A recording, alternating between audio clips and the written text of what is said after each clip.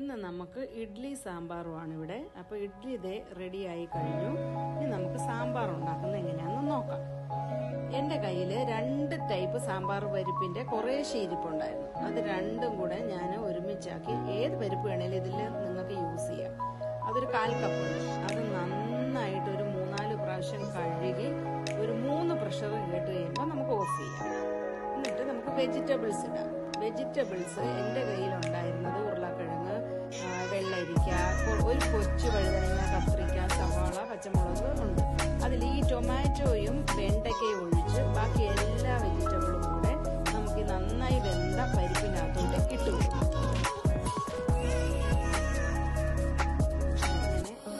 അങ്ങനെ ഇട്ടാൽ മതി. അതെല്ലാം ഇട്ടതിന് ശേഷം പ്രഷർ കുക്കറിൽ മുരിങ്ങക്ക ഞാൻ വേറെ കഴുകി വെച്ചിട്ടുണ്ടായിരുന്നു കേട്ടോ, അതുകൂടെ ഇട്ടു.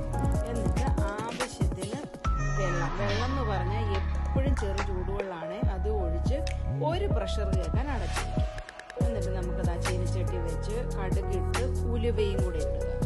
ഉലുവയും ഇട്ട് പൊട്ടിക്കഴിയുമ്പോൾ മാറ്റി വെച്ചിരിക്കുന്ന ആ വെണ്ടയ്ക്കയും നമ്മുടെ തക്കാളി അത് രണ്ടും നമുക്ക് ഇതിലോട്ട് ഇട്ട് കൊടുക്കാം. ഇത് പ്രഷർ കുക്കറിൽ വെന്താൽ ഭയങ്കരമായിട്ട് അങ്ങ് വെന്ത് ഉടഞ്ഞു പോകും. അതുകൊണ്ട് ഞാൻ എപ്പോഴും ഇങ്ങനെ സെപ്പറേറ്റ് വഴറ്റുകയോ ചെയ്യുള്ളൂ. അപ്പോൾ ഇതേപോലെയൊക്കെ വഴഞ്ഞാൽ മതി. അത് കഴിയുമ്പോൾ നമുക്ക് പൊടികൾ ചേർക്കാം. പൊടികൾ ഞാൻ ഉപയോഗിക്കുന്ന പൊടികൾ: മുളക് പൊടി ഒരു 2.5 ടീസ്പൂൺ, കാശ്മീരി മുളക് 1 ടീസ്പൂൺ, പിന്നെ മഞ്ഞൾപ്പൊടി ഒരു 1/4 ടീസ്പൂൺ മതി, മല്ലിപ്പൊടി ഒരു 1.5 ടീസ്പൂണ്, പിന്നെ സാമ്പാർ പൊടി ഞാനൊരു 2 ടീസ്പൂൺ എടുക്കും, ഉപ്പും കുറച്ച് കായവും.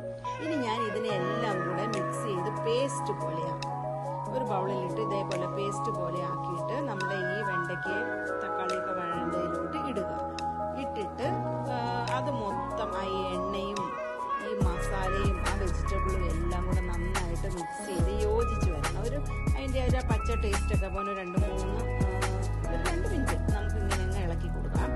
ഇളക്കി മിക്സ് ആക്കിയ ശേഷം നമുക്ക് പുളിവെള്ളം ഒഴിച്ചു കൊടുക്കാം. ചെറിയ നാരങ്ങ വലിപ്പത്തിനുള്ള പുളി മതി കേട്ടോ. ആ പുളിവെള്ളം കൂടെ ഒഴിച്ചു കൊടുത്തിട്ട് നമ്മൾ കുറച്ചും കൂടെ വെള്ളമൊക്കെ ഒഴിച്ചു കൊടുക്കണം. ഈ വെള്ളം ഒഴിച്ചു കൊടുക്കാമെന്ന് പറയുമ്പോൾ അത് ചെറു ചൂടുവെള്ളമോ തിളപ്പിച്ചരച്ച വെള്ളമോ ഒഴിക്കാവുള്ളൂ ഏത് കറിക്കും.